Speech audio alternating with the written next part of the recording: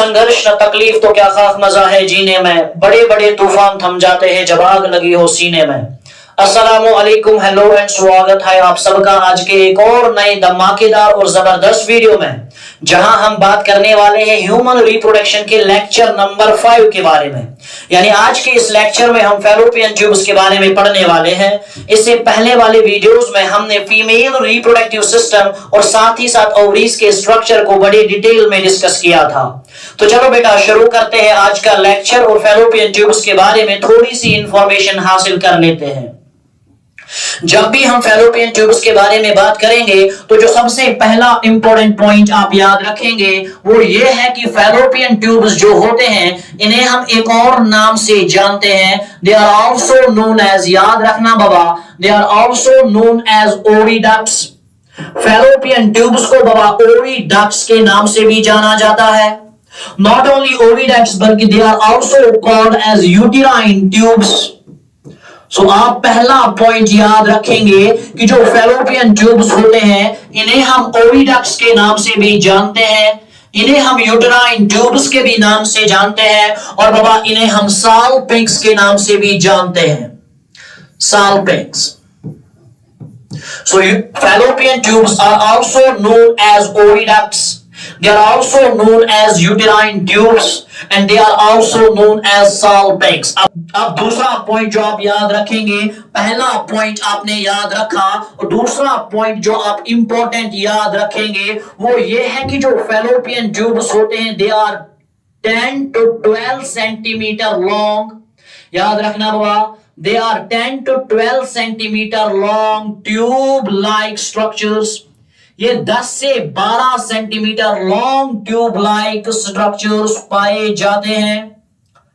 Tube like structures, they are 10 to 12 centimetre long tube like structures having, याद रखना important point है बाबा, having an overall diameter of, having an overall diameter of, याद रखना आपके लिए इंतहाई इंपॉर्टेंट है, having an overall diameter of 5 to 15, याद रखना बाबा 5 to 15 micrometers and luminal diameter of, याद रखना ये इंपॉर्टेंट पॉइंट बाबा मैं आपको समझाने वाला हूं, and luminal diameter of 1 to 6 millimeters। Clear? तो चलो बाबा यही पॉइंट आपके सामने समझाने की कोशिश करेंगे। तो मैंने आपके सामने बोला कि जो फैलोपियन ट्यूब्स होते हैं इन्हें हम ओविडक्ट्स के नाम से भी जानते हैं, या इन्हें हम यूटेराइन ट्यूब्स के नाम से भी जानते हैं, या इन्हें हम साल्पिंक्स के नाम से भी जानते हैं। साल्पिंक्स बोले तो ट्यूब लाइक। इसके बाद मैंने बोला कि ये 10 से 12 सेंटीमीटर लॉन्ग होते हैं और इनके पास जो ओवरऑल डायमीटर होता है वो होता है 5 से 15 मिलीमीटर और इनका जो ल्यूमिनल डायमीटर होता है वो होता है 1 to 6 मिलीमीटर। तो सबसे पहला पॉइंट आपने याद रखा कि fallopian tubes are also known as oviducts, they are known as uterine tubes, they are known as salpinx बोले तो ट्यूब लाइक। अगर हम इनके साइज की बात करें तो इनकी लेंथ होती है बाबा 10 से 12 सेंटीमीटर लॉन्ग, लेकिन डायमीटर की बात करेंगे तो ओवरऑल डायमीटर 5 से 15 मिलीमीटर होता है और ल्यूमिनल डायमीटर 1 से 6 मिलीमीटर होता है। इसी पॉइंट को बाबा आपके सामने समझाने की कोशिश करूंगा। एज्यूम करो मेरी जान, ये रहे आपके सामने बाबा फैलोपियन ट्यूब्स, गौर से देखना बाबा, ये रहे मेरी जान आपके सामने ट्यूब लाइक स्ट्रक्चर्स और ये रहा बाबा आपके सामने यूटेरस और ये रहा मेरी जान सर्विक्स और ये रहा बाबा वेजाइना।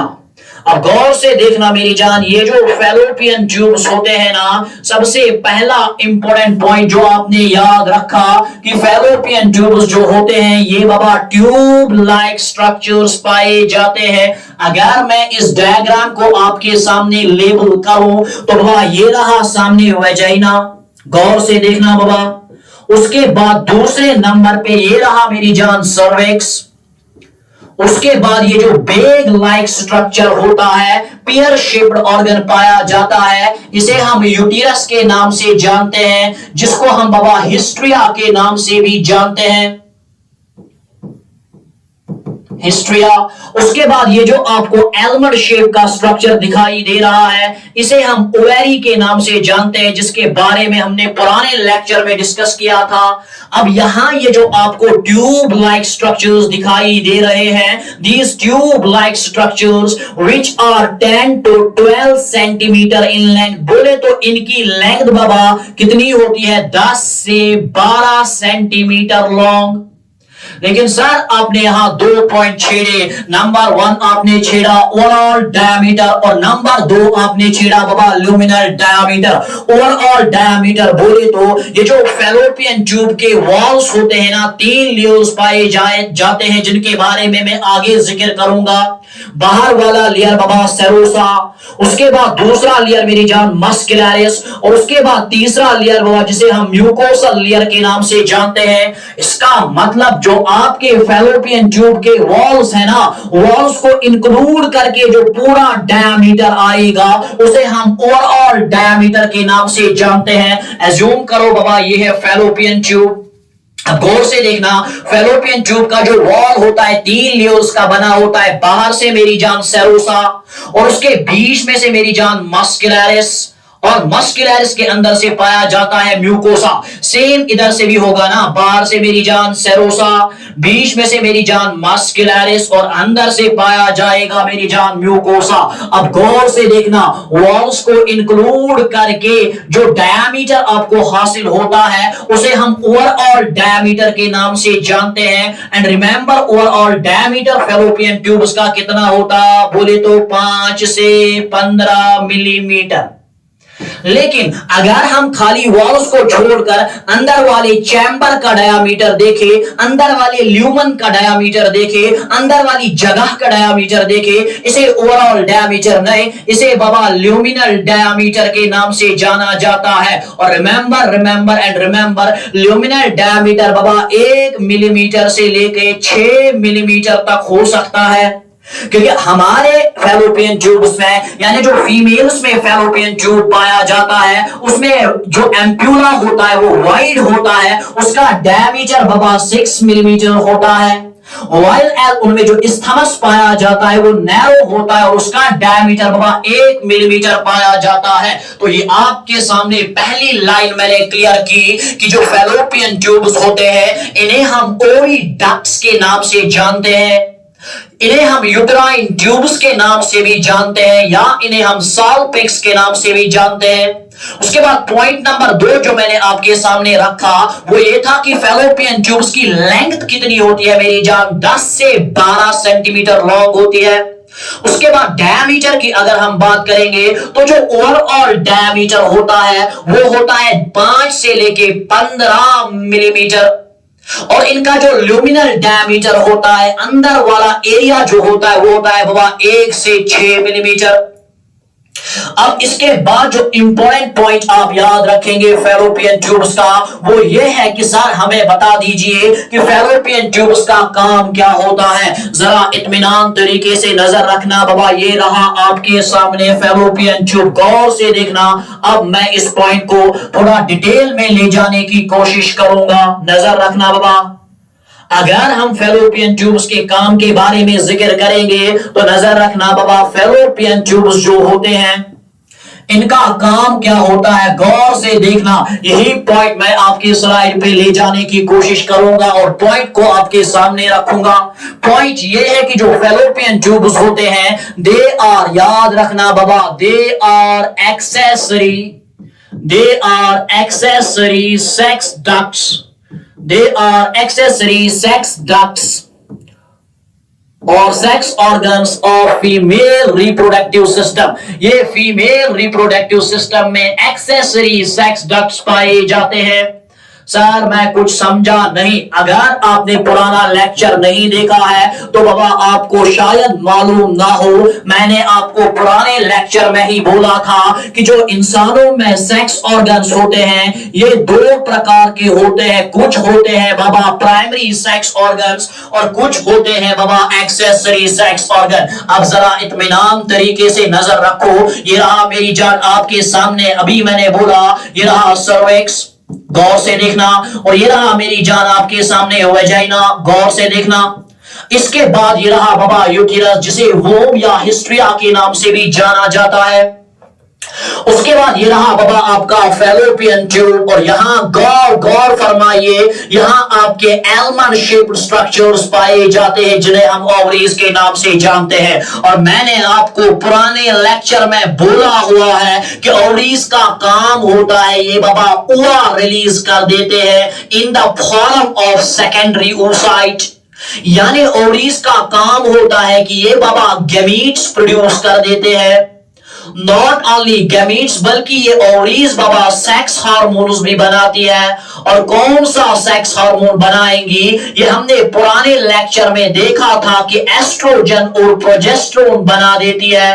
अब जरा इत्मीनान तरीके से नजर रखना, वो पार्ट, वो ऑर्गन, वो ग्लैंड जो बाबा खुद गमीट्स बनाएगा और जो खुद सेक्स हार्मोन बनाएगा उसी को प्राइमरी सेक्स ऑर्गन के नाम से जाना जाता है या उसी को गोनेड के नाम से जाना जाता है। लेकिन अगर आप देखेंगे कि ये फैलोपियन ट्यूब्स जो होते हैं, ये जो ट्यूब लाइक स्ट्रक्चर्स होते हैं, ये बाबा खुद गमीट्स नहीं बनाते हैं, ये खुद सेक्स हार्मोन नहीं बनाते हैं। बस इनका एक ही काम है, ये मेरी जान इस ओवा को बाबा कैरी करते हैं और एम्प्यूला तक ले जाते हैं। और एम्प्यूला में मेरी जान यहां से स्पर्म आता है और वो स्पर्म इस ओवा के साथ मिलकर जाइगोट बना देता है। कहने का मतलब फैलोपियन ट्यूब्स गमीट्स तो नहीं बनाते लेकिन गमीट्स को कैरी करने में मदद करते हैं। कहने का मतलब फैलोपियन ट्यूब सेक्स हार्मोन्स तो नहीं बनाते लेकिन फर्टिलाइजेशन की प्रोसेस में मदद करते हैं। एक ऐसा ऑर्गन, एक ऐसा ग्लैंड, एक ऐसा पार्ट जो खुद हार्मोन्स नहीं बनाएगा, जो खुद सेक्स हार्मोन नहीं बनाएगा, जो खुद किसी गमीट को नहीं बनाएगा लेकिन खाली गमीट्स के ट्रांसफर में मदद करेगा, ऐसे ही बॉडी पार्ट को बाबा एक्सेसरी सेक्स ऑर्गन या एक्सेसरी सेक्स डक्ट के नाम से जाना जाता है। तो मुझे बताओ फैलोपियन ट्यूब्स जो होते क्या खुद गमीट्स बनाते? No sir. क्या सेक्स हार्मोन बनाते? No sir. फिर क्या काम है फैलोपियन ट्यूब्स का? एक ही काम है इनका, they carry ova from the ovaries towards the ampulla, they carry sperm from the uterus towards the ampulla, और फर्टिलाइजेशन के बाद इनका काम है उस जाइगोट को वापस किधर भेज देना बाबा? यूटेरस की तरफ। इसका मतलब फैलोपियन ट्यूब्स खुद गमीट नहीं बनाते, इसका मतलब फैलोपियन ट्यूब्स खुद हार्मोन नहीं बनाते, ना ही ये गमीट बनाते हैं ना ही ये हार्मोन बनाते हैं। तो काहे के प्राइमरी सेक्स हार्मोन्स, काहे के प्राइमरी सेक्स ऑर्गन्स? अगर ये खुद गमीट बनाते तो प्राइमरी कहलाते, अगर ये खुद हार्मोन्स बनाते तो प्राइमरी कहलाते, ना ही ये गमीट बनाते हैं ना ही ये हार्मोन बनाते हैं। इसीलिए मेरी जान फैलोपियन ट्यूब्स को प्राइमरी सेक्स ऑर्गन्स नहीं बल्कि accessory sex organs, accessory sex ducts के नाम से जाना जाता है। तो यहां यही पॉइंट बाबा आपके बोर्ड पे मैंने लिखा हुआ है कि जो फैलोपियन ट्यूब्स होते हैं they are accessory sex ducts of female reproductive system. काम क्या है इनका? विच कैरी बाबा याद रखना, विच कैरी जो कैरी करते हैं सर, क्या विच कैरी करते हैं? ओवा, विच कैरी ओवा कहां से? फ्रॉम ओवरीज, जो ओवरीज से क्या करते हैं? विच कैरी ओवा फ्रॉम ओवरीज, जो ओवरीज से ओवा लेकर आते हैं कहां की तरफ? टुवर्ड्स द, बोलो ना बाबा, टुवर्ड्स द एम्प्यूला। शाबाश बाबा, टुवर्ड्स द एम्प्यूला। ना ही खाली ओवा को कैरी करते हैं बल्कि स्पर्म को भी मेरी जान कैरी करते हैं फ्रॉम यूटेरस। कहां से बाबा? बोले तो यूटेरस से, क्योंकि जब बाबा मेल अपना, इधर देखना, जब भी मेल स्पर्म को एडमिनिस्टर करेगा, जब भी मेल स्पर्म एडमिनिस्टर करेगा into the female reproductive part, we call this process as insemination. जब मेल अपना स्पर्म फीमेल रिप्रोडक्टिव ट्रैक्ट में छोड़ता है, उसे हम इंसेमिनेशन के नाम से जानते हैं। उसके बाद यूट्राइन कॉन्ट्रैक्शंस की वजह से ये स्पर्म ऊपर की तरफ भागता है, जिसे हम अप्रोचिंग कहते हैं। ये मैं आगे पढ़ाऊंगा। उसके बाद ये स्पर्म पहुंचता है फैलोपियन ट्यूब के इस्थमस में, और इस्थमस इसी स्पर्म को आगे लेकर जाता है विद द हेल्प ऑफ सीलिया। इसका मतलब इस्थमस ने स्पर्म को कैरी किया टुवर्ड्स द एम्प्यूला, और इन्फंडिबुलम ने कैरी किया ओवा को टुवर्ड्स द एम्प्यूला। मतलब साफ है कि फैलोपियन ट्यूब्स ओवा को भी कैरी करते हैं एम्प्यूला की तरफ, और फैलोपियन ट्यूब स्पर्म्स को भी कैरी करती है एम्प्यूला की तरफ। तो मैंने लिखा विच कैरी ओवा from ovaries towards the ampulla and sperm from uterus. और स्पर्म कहां से लाती है बाबा? यूटेरस से। एंड याद रखना, act as the site of fertilization. This is very important point. ये जो fallopian tubes होते हैं, they are the sites of fertilization. यही एक जगह है, fallopian tube ही एक ऐसी जगह है जहां पे fertilization वजूद में आ जाती है।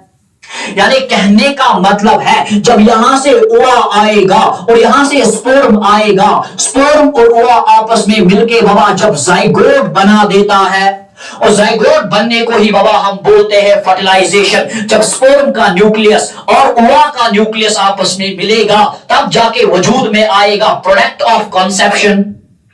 तब वजूद में आएगा बाबा 2 salad stage, 4 salad stage, 16 salad stage, 32 salad stage.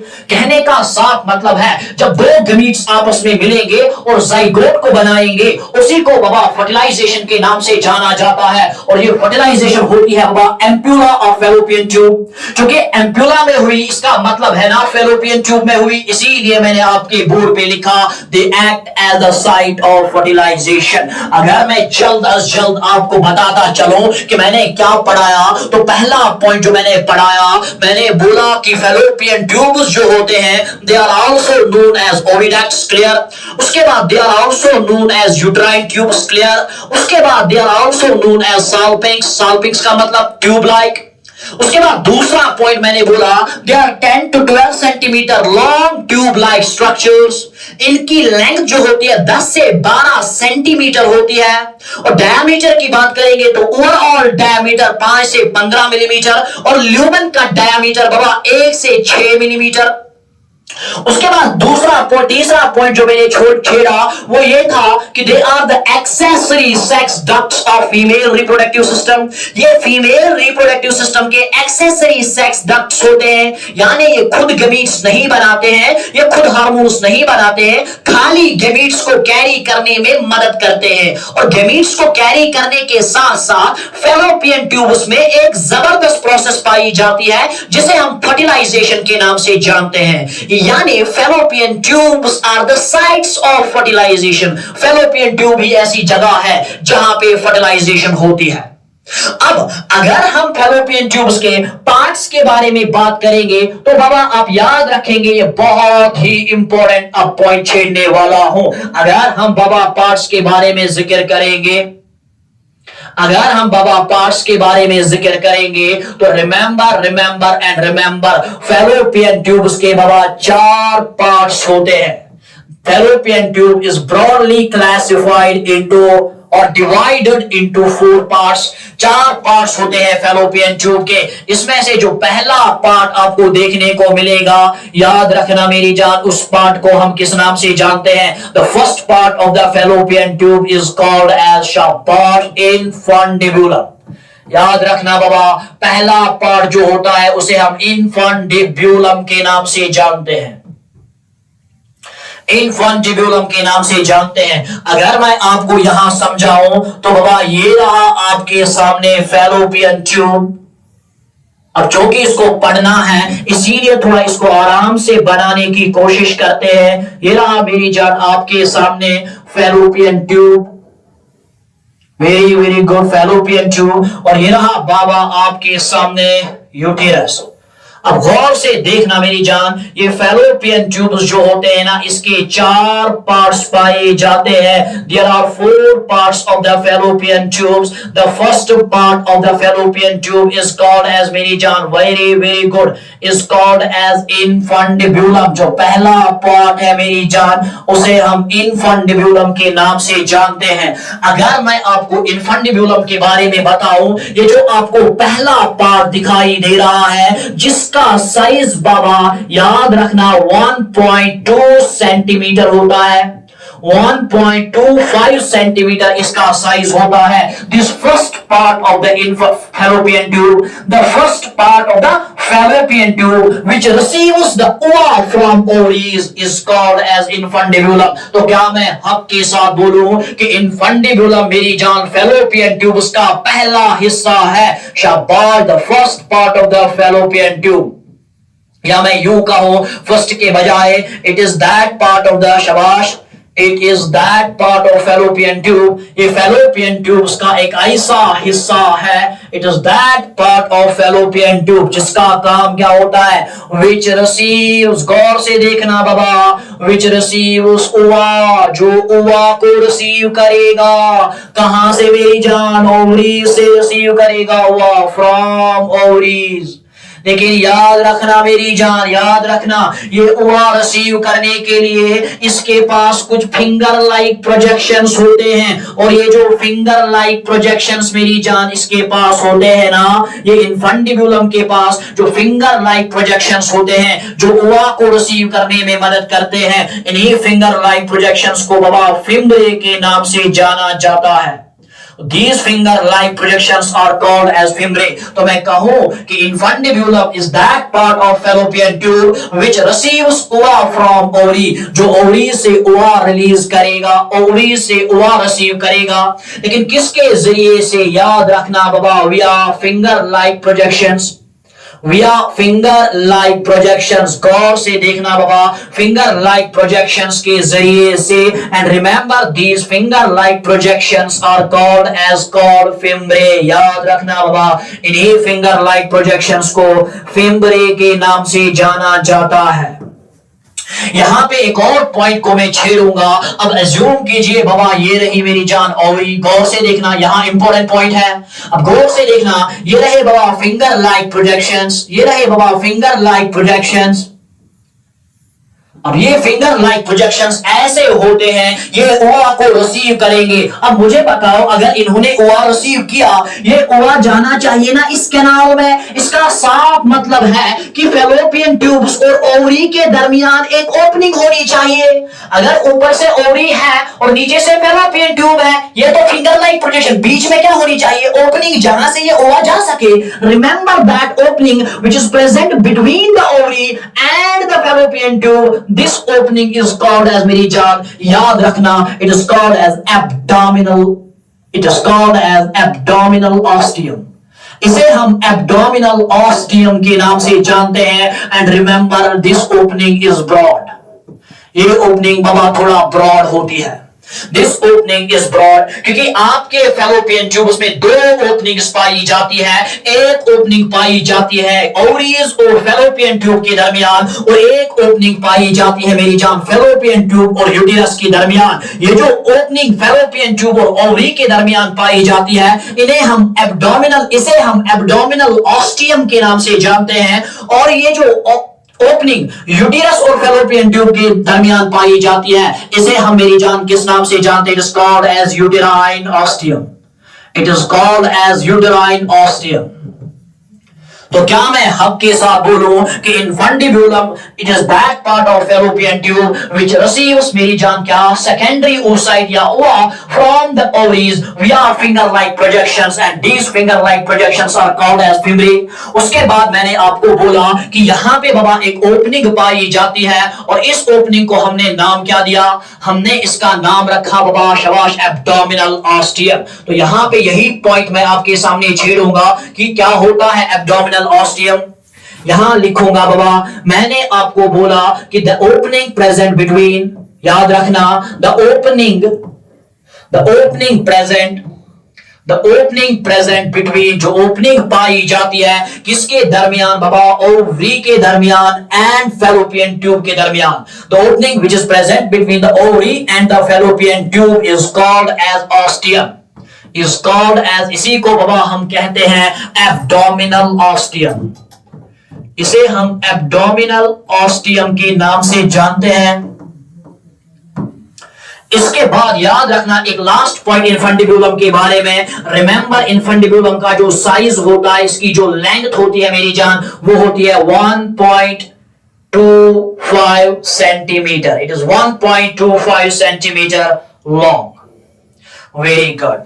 और याद रखना इसमें पाए जाते हैं बाबा विलाय, इसमें पाई जाती है विलाय which are directed towards the ampulla. It contains villi which are present, which are directed towards the ampulla. फिलहाल विलाय को पेंडिंग रखी, वो मैं आपको लियोस में समझाने की कोशिश करूंगा। फिलहाल हम चलते हैं हमारे नेक्स्ट स्लाइड पे और दूसरे पार्ट की बात करेंगे। जो दूसरा पार्ट है इसे हम बाबा एम्प्यूला के नाम से जानते हैं, एम्प्यूला के नाम से जानते हैं।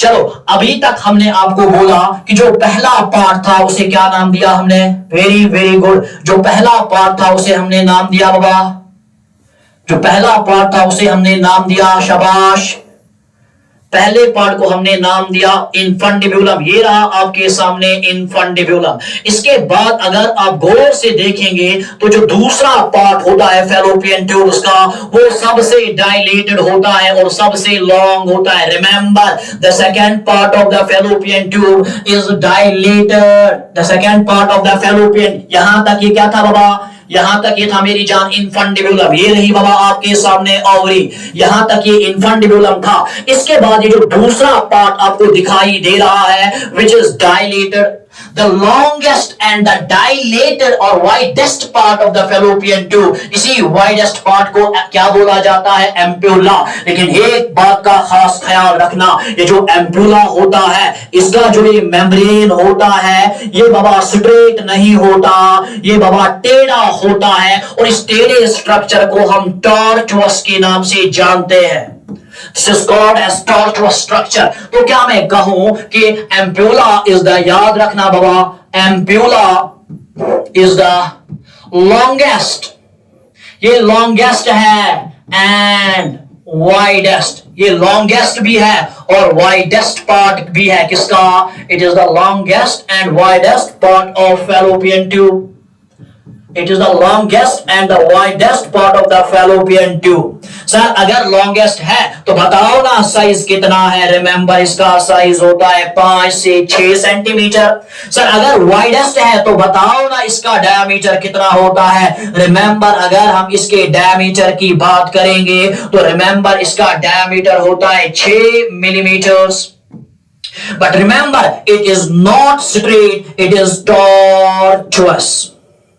यानी इसकी जो बॉडी होती है वो स्ट्रेट नहीं होती, वो बाबा टेढ़ी मेढ़ी होती है। वाइल एज स्थमस की बॉडी जो होती है स्ट्रेट होती है, एम्प्यूला की बॉडी टेढ़ी मेढ़ी होती है, रफ सरफेस पाई जाती है, टॉर्चुअस सरफेस पाई जाती है। इसके बाद खास ख्याल रखना कि जब यहां से ओवा रिलीज हुआ और यहां से बाबा स्पर्म आया, ये ओवा आगे बढ़ेगा, यहां से ओवा आगे बढ़ेगा, यहां से स्पर्म आगे बढ़ेगा, ओवा आगे बढ़ा, स्पर्म आगे बढ़ा, ये दोनों ओवा एंड स्पर्म बाबा मिल जाते हैं कहां पे, एम्प्यूला में। और जब स्पर्म और ओवा आपस में मिलेंगे फिर acrosomal reaction, capacitation, cortical reaction और उसके बाद प्रोन्यूक्लियर फ्यूजन, जितने भी प्रोसेसेस होंगे कहने का मतलब होगा फर्टिलाइजेशन। और जब फर्टिलाइजेशन होगी तो बाबा वजूद में आएगा जाइगोट। तो क्या मैं हक के साथ बोलूं कि आपके एम्प्यूला में ही असल में फर्टिलाइजेशन होती है? तो यही पॉइंट बाबा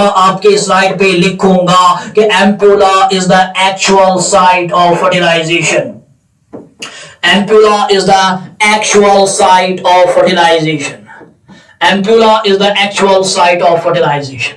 असल में फर्टिलाइजेशन बाबा कहां होती है? एम्प्यूला में। अगर मैं आपको थोड़ा और डिटेल से समझाने की कोशिश करूं तो बाबा नजर रखना, ये रहा आपका इन्फंडिब्यूलम और यहां से रहा बाबा आपका एम्प्यूला यहां तक। आप मुझे बताएंगे सर एम्प्यूला में, ये तो एम्प्यूला है, आपने बोला कि सर एम्प्यूला में फर्टिलाइजेशन होती है, मगर किधर? एम्प्यूला में इधर होगी नियर द इन्फंडिब्यूलम, या एम्प्यूला में इधर होगी near the isthmus. Remember ampulla में फर्टिलाइजेशन होती है near the isthmus, and remember this junction is called as ischemic ampullary junction। इसी जंक्शन को बाबा ischemic ampullary junction के नाम से जाना जाता है। तो आज के बाद अगर आपको किसी ने बोला कि बताओ फर्टिलाइजेशन कहां होगी, तो जवाब आना चाहिए फैलोपियन ट्यूब। उसने अगर बोला कि फैलोपियन ट्यूब में कहां होगी, जवाब आना चाहिए एम्प्यूला। अगर बोला कि एम्प्यूला में कहां होगी, तो जवाब आना चाहिए ischemic ampullary junction के पास होना चाहिए, क्योंकि यहां से बाबा एम्प्यूला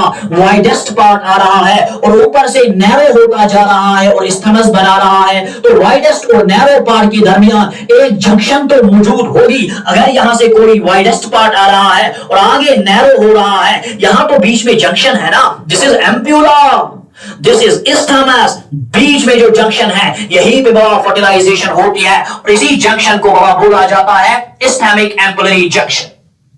तो remember actual fertilization occurs in isthmic ampullary junction. अगर ये ऑप्शन में नहीं है तो जवाब एम्प्यूला जाएगा, अगर एम्प्यूला भी ऑप्शन में नहीं है तो जवाब फैलोपियन ट्यूब जाएगा। The first priority goes to isthmic ampullary junction, the second priority goes to ampulla and the third priority बाबा गोज टू शाबाश फैलोपियन ट्यूब्स। एक्सीलेंट। तो ये रहे आपके सामने दो पार्ट। चलो बाबा तीसरे पार्ट के बारे में जिक्र करेंगे। जो हमारे पास तीसरा पार्ट है उसे बाबा हम इस्थमस के नाम से जानते हैं। चलो तीसरे पार्ट के बारे में जिक्र करेंगे और तीसरा पार्ट है हमारे पास इस्थमस। रिमेंबर इस्थमस के बारे में कुछ खास याद आपको नहीं रखना है। इट इज द नैरो, याद रखना, it is the narrowest and straight, it is the narrowest and straight. ये नैरो होता है और बाबा ये स्ट्रेट पार्ट होता है फैलोपियन ट्यूब का। It is the narrowest and straight part of fallopian tube.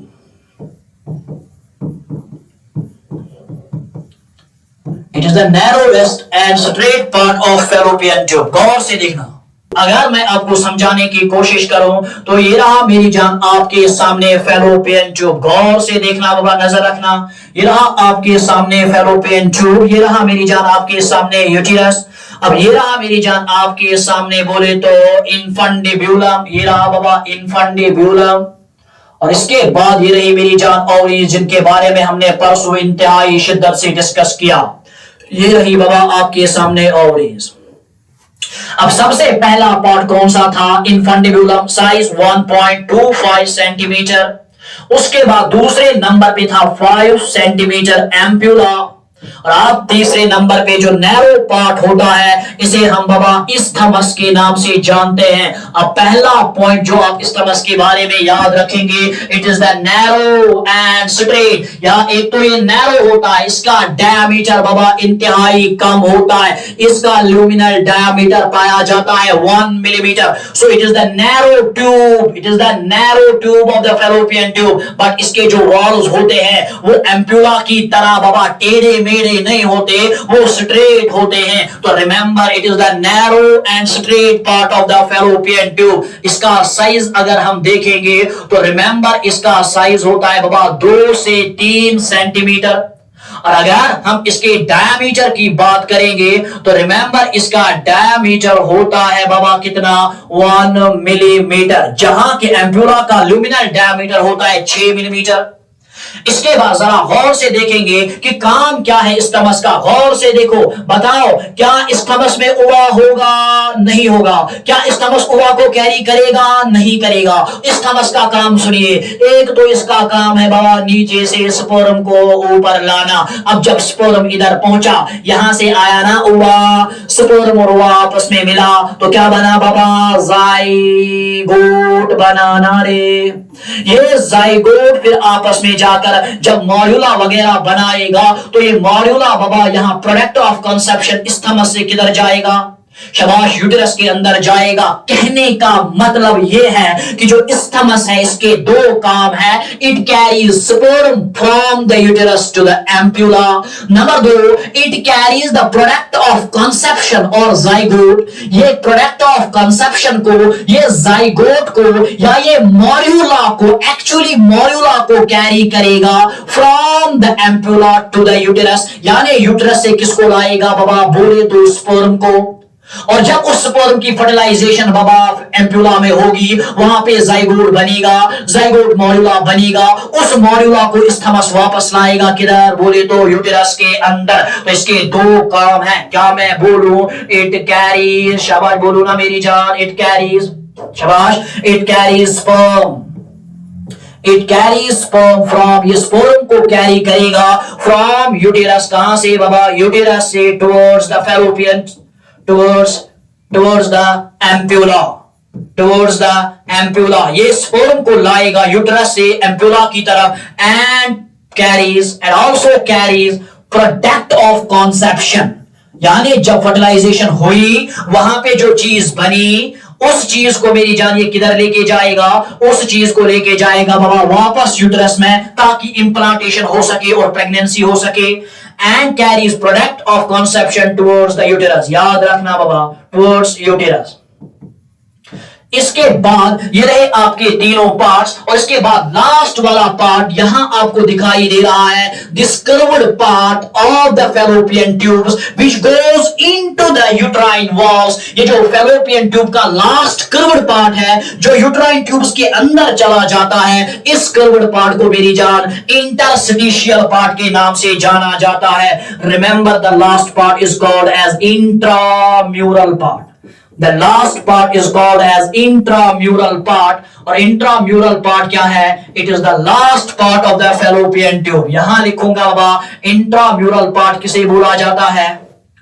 शाबाश। तो intramural part जो होता है, it is the last part of fallopian tube. ये फैलोपियन ट्यूब का बाबा आखिरी हिस्सा होता है। ये जो आखिरी हिस्सा है फैलोपियन ट्यूब्स का, जो कर्व्ड है और यूट्रस की तरफ चला जाता है, यूट्रस के वॉल्स के अंदर चला जाता है, इसी पार्ट को बाबा इंट्रा बोले तो अंदर चला जाएगा, बिटवीन चला जाएगा, इसके इनसाइड चला जाएगा, म्यूरल बोले तो wall। So it goes inside the walls of the uterus। That is why it is called as intramural। गौर से देखना, ऊपर से आएगा वह फैलोपियन ट्यूब। अब ये जो फैलोपियन ट्यूब का वॉल है ये यूट्रस वॉल के अंदर चला जाता है, क्योंकि it goes inside the uterine wall। That is why it is called as intramural। It goes inside the walls of the uterus। Very good। So remember, it is the last part of the fallopian tube।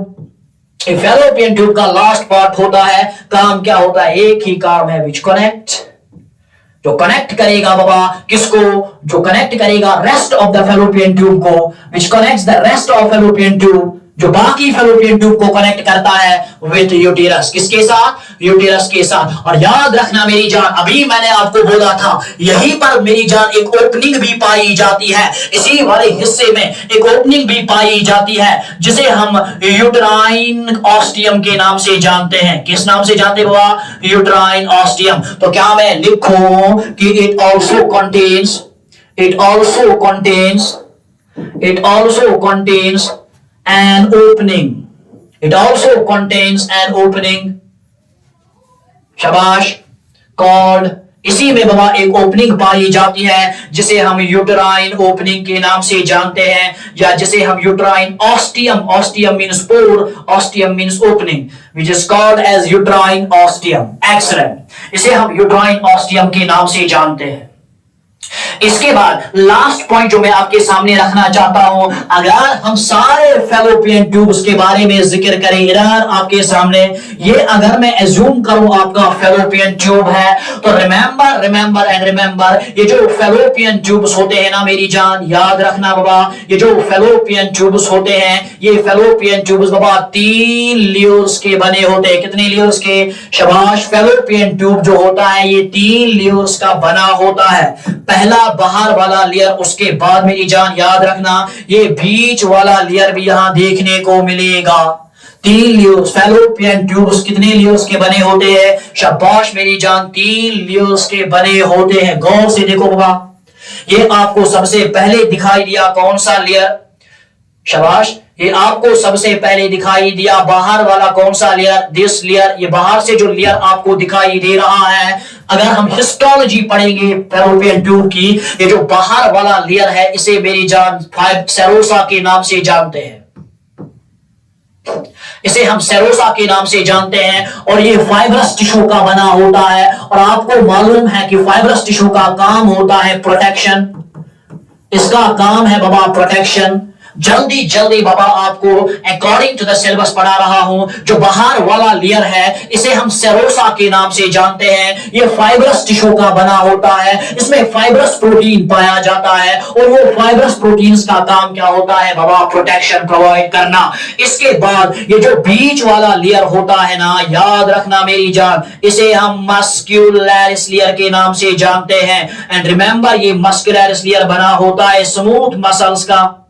It is made up of muscles और यही muscles बाबा contract करती है। ये muscles मेरी जान क्या करती है? कॉन्ट्रैक्ट करती है, जिसके कारण जब मसल्स कॉन्ट्रैक्ट करेंगी पेरिस्टालिसिस होगा। और जब पेरिस्टालिसिस होगा तो बाबा इसके अंदर जो ओवा होगा वो आगे बढ़ेगा।